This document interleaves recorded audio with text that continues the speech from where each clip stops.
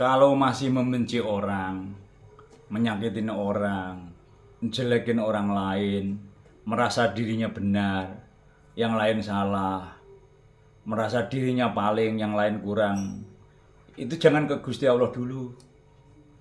Karena nggak nyampe. Kalau mau ke Gusti Allah, jangan ada masalah dengan hambanya. Jadi orang yang ke Gusti Allah itu, satu, selesai dengan masalah dengan dirinya. Dirinya sudah pandai bersyukur, enggak ngeluh lagi. Dirinya sudah tidak nggerutu. Dirinya sudah menemukan ketenangan, bersyukur sama Allah, ingat Allah. Udah tidak masalah diri ini. Pikirannya sudah tidak masalah. Pikirannya udah menemukan Gusti Allah. Hatinya sudah tidak masalah. Seiring kita kabur sombong semua dari pinggirin. Diri ini sudah tidak masalah. Jadi udah selesai masalah dengan dirinya. Setelah selesai dengan masalah dengan dirinya, ya kategorinya orang yang selalu eling dan pandai bersyukur. Ya jangan ada masalah dengan ibu dan ayahnya, mertua, anak, istri, adik, kakak, saudara, teman, sahabat, keluarga, semua orang. Sudah tidak ada masalah dengan binatang, tumbuhan, sesama ciptaan sudah tidak ada masalah lagi. Baru ke Gusti Allah.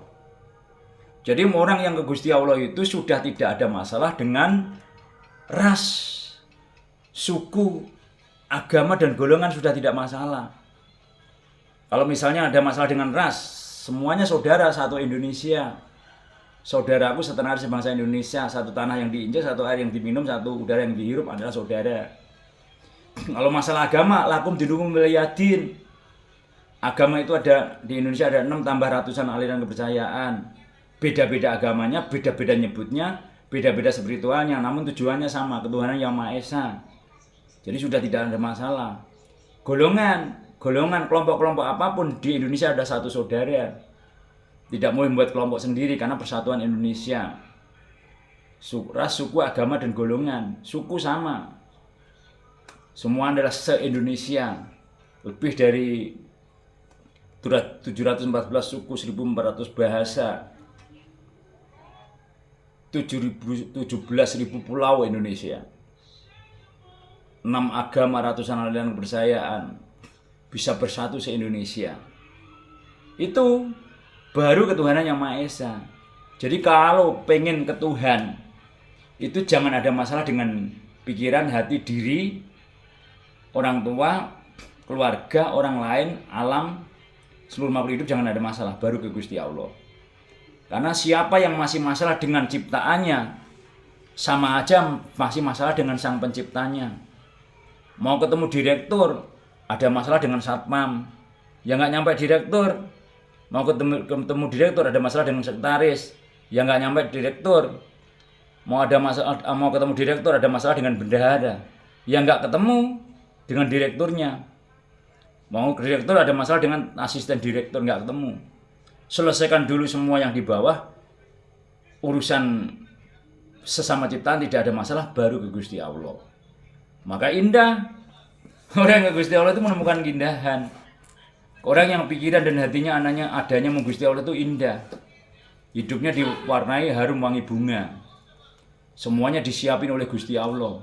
Apa yang ia batin, Gusti Allah menyiapkan. Itulah sejatinya artinya syahadat.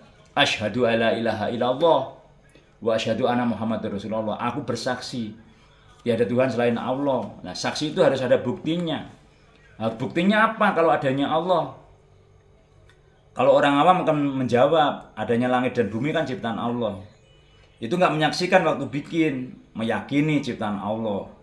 Yang masih menyaksikan dengan penglihatan kita, tangan kita, tubuh kita apa? Yang masih kita saksikan bahwa Gusti Allah ada. Ya setiap apa yang kita batin Allah kasih. Ya Allah pengen bakso, ada yang nganter bakso. Tiba-tiba baksonya lewat. Ya Allah mau bayar anak sekolah, ada yang order, ada yang bayar utang. Langsung kita menyaksikan dengan penglihatan dohir. Satu lagi, dengan hati menyaksikan. Di hati kita menyaksikan, dilihat Gusti Allah, didengar Allah. Menyaksikan ada utusan Allah dalam hati kita, namanya Nur Muhammad. Yang wasilahnya, yang contohnya Kanjeng Nabi Muhammad SAW bin Abdullah. Jadi penyaksian menyatakan, semua lewat diri kita dinyatakan lewat diri kita. sampai menyatakan, menyaksikan, membuktikan. Kalau nggak membuktikan, ya mau katanya. Makanya apa yang saya katakan itu berdasarkan apa yang saya buktikan, baru saya katakan. Saya membuktikan, saya katakan, saya membuktikan, saya katakan. Namun saya tidak perlu meyakinkan tentang diri saya. Karena saya hanya seorang seniman budayawan, saya menyampaikan aja. Tidak menggurui, tidak menasehati, tidak menyuruh, tidak melarang, hanya menyampaikan. Karena saya sendiri itu hanya wadah yang kosong, semuanya Gusti Allah yang bermain. Aku nggak bisa apa-apa, yang bisa Gusti Allah. Aku nggak punya apa-apa, yang punya Allah. Diri saya pun miliknya Allah.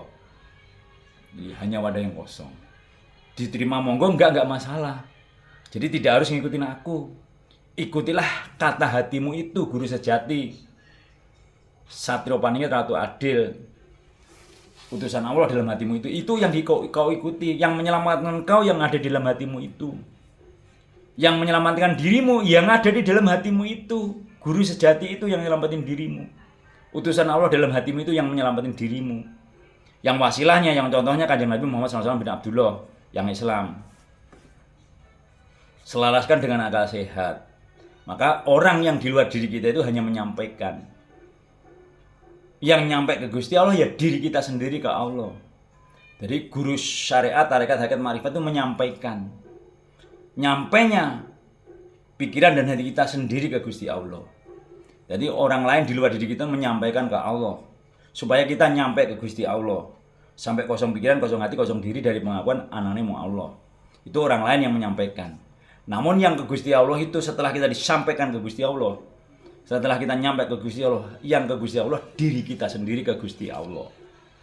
Semuanya lewat dirinya sendiri. Percaya diri, percaya pada dirinya sendiri. Membuktikan lewat dirinya, sadar diri. Bisa menempatkan diri, bisa membawa diri, bisa koreksi diri, introspeksi diri. Semuanya lewat diri ini. Makanya ngaji diri itu penting. Ngaji ke dalam dirinya. Kalau ngaji di luar dirinya itu belum masuk ke dalam dirinya.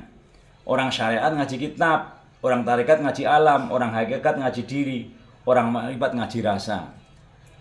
Orang syariat ngaji kitab itu baru dapat 1/4. Kitabnya benar, tapi kitanya ngaji kitab baru 1/4. Karena 1/4-nya dibuktikan di seluruh alam.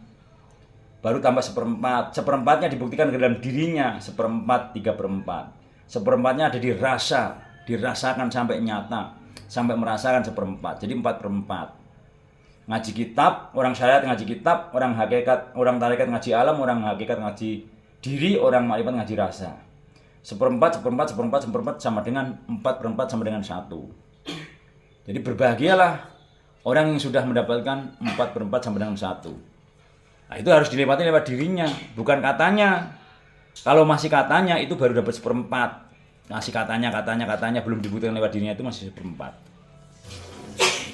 Selamat buktikan dan renungkanlah itu.